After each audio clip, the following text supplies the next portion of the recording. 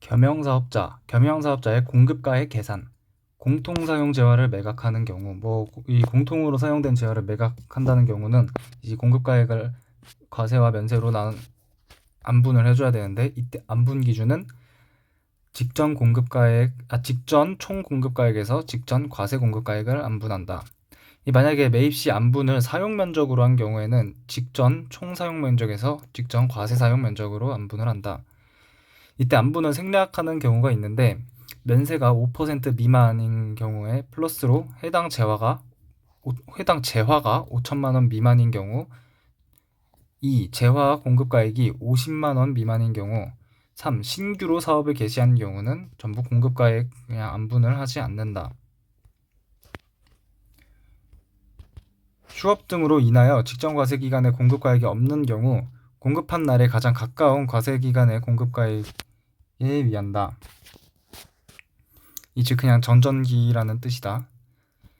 가장 대표적인 문제로 토지 건설 기계를 일괄 양도하는 경우인데, 이 양도가액이 이렇게 100만 원 있고 토지 건물 기계 거기다가 이제 처음에 장부가로 나눈다 하고 했을 때 그냥 일반적으로 내가 아는 그 안분으로 하면 되는데, 이때 대가에 부가가치세가 포함된 경우에 이 원래는 그냥 안분가액의 10%를 곱했지만 이때는 안분가액의 10%를 곱한 그 금액에 직전 과세 비율을 또 곱해줘야 된다.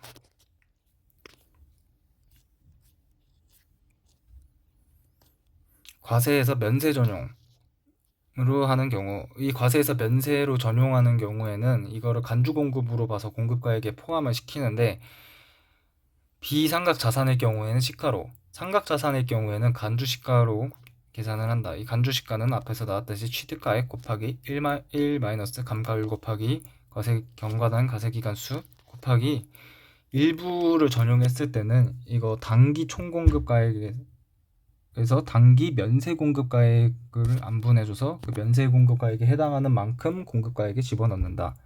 이때 이 면세 비율이 5% 미만인 경우는 그냥 안분을 생략하고, 즉 공급가액이 없는 거고, 이 면세 전용은 예정신고, 확정신고 모두 해준다.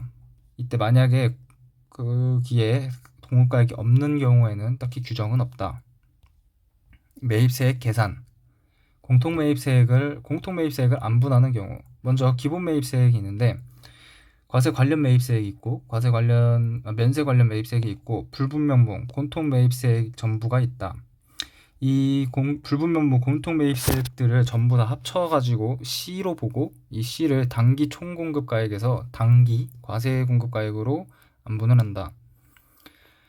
이때 이 총공급가액 매입세액을 안분할 때 총공급가액에는 중요한 게 관련 없는, 즉 이제 기계장치나 유형자산 등을 매각해서 받는 그런 공급가액들은 제외를 시킨다. 즉 영업에 관련된 것만. 안분 계산을 생략하는 경우가 있는데, 공통 매입세액 그런 이 합계액 C가 500만 원 미만인 것 중에서 면세 공급가액 비율이 5% 미만인 경우, 이 공통 매입세액이 이건 매입세액이 5만 원이 미만인 경우, 3. 신규로 사업을 시작한 사업자가 공급받은 과세기간 중 그 재화를 바로 공급한 경우에는 해당 매입세액은 그냥 전액을 공제한다.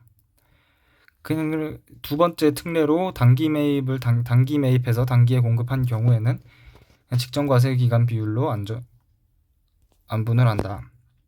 경매 사업자가 사업에 사용하던 고정자산을 양도하는 경우 공통매입세액과 관련 없는 고정자산을 매각에 따른 공급가액은 면세 공급가액에 포함하지 않는다. 이거 즉 아까 안분 계산할 때 고정자산 매각한 거는 공급가액에 포함하지 않는 거. 면세에서 과세로 전환한 경우, 이 과세 전환을 한 부분에 대해서는 매입세 공제를 더 해주는데, 이 추가되는 매입세 공제 이 대상은 상각 자산만 해주는 거고, 공제액은 이 불공제 세액에다가 곱하기 1- 감가율 n 곱하기 단기 총공급가액에서 단기 과세가 공급가액을 안분해준다. 이때 이 과세 비율이 5% 미만인 경우는 안분을 생략해서 즉 공제액이 0인 거고, 예정신고 시에는 하지 않는다. 공급가액이 없는 경우는 대체 비율로 안분을 해서 공제를 해준다. 전환 시기는 사용한 때 혹은 과세 사업을 추가한 때, 즉 사업자 등록을 한 때를 전환 시기로 본다. 면세 전용과 과세 전환을 비교를 했을 때는 면세 전용은 비상각자산, 상각자산 다 하지만 과세 전환은 상각자산만 해주는 것이다. 면세 전용은 예정, 확정신고 모두 해주지만 과세 전환은 확정신고 시에만 한다. 공급가액이 없는 경우에는 면세 전용은 그냥 딱히 규정은 없고 과세 전환이면 대체 비율로 계산을 해줘야 된다. 정산, 재계산. 기본 틀 취득을 했을 때 매입세액 이거 과세 비율로 해가지고 매입세액을 계산하고 이게 예정인지 확정인지 확인을 해줘야 된다. 만약 이게 예정 신고 기간인 거나 또는 공급가액이 없는 경우들이 있는데 이 두 경우에 해당되면은 정산을 해줘야 되고, 이 정산이 된다면은 이게 확정이 된 것이니까 이 확정된 매입세액에서 다음 기부터 매 확정 신고마다 재계산도 해줘야 된다. 이 상각자산이면.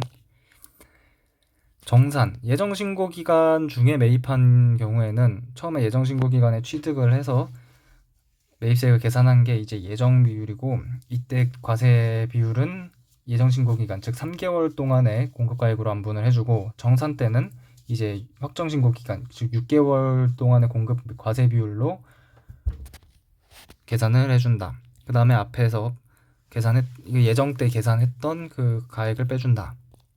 공급가액이 없는 경우에는 대체 비율을 써야 되는데, 대체 비율의 순서는 1. 매입가액 비율.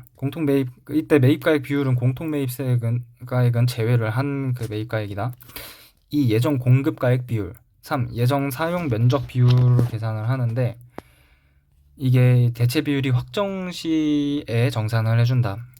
이 확정된 거는 매입가액 비율과 예정 공급가액 비율은 실제 공급가액 비율이 나와야 되고, 예정 사용 면적 비율로 이제 안분을 한 경우에는 얘네가 먼저 나와도 실제 사용 면적 비율이 나왔을 때 이제 정산이 된다. 건물, 구축물의 신축 취득 시에는 순서가 3, 1, 2로 예정 사용 면적 비율을 먼저 하고 그 다음 매입가액 비율, 그 다음에 예정 공급가액 비율이다.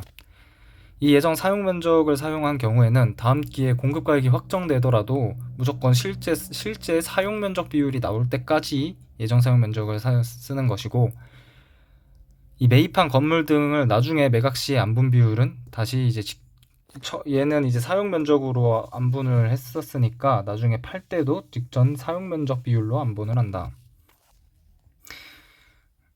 이 예시 문제 이제 확인을 하고 2020년 1기에 취득을 해서 매입가액 50에 예정 비율 40%를 해서 20을 예정으로 했을 때 이제 확정 비율이 생긴 때에 정산을 한다.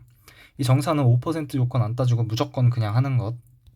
재계산을 판단을 먼저 해야 되는데, 재계산은 감가상각 자산인 경우에만 하고 과세 면세 비율의 그 재계산을 하는 차이가 5% 이상, 5%부터 이제 계산을 하고 확정 신고 시에만 한다. 또 재화의 공급이나 간주 공급에 해당하면은 하지를 않는다.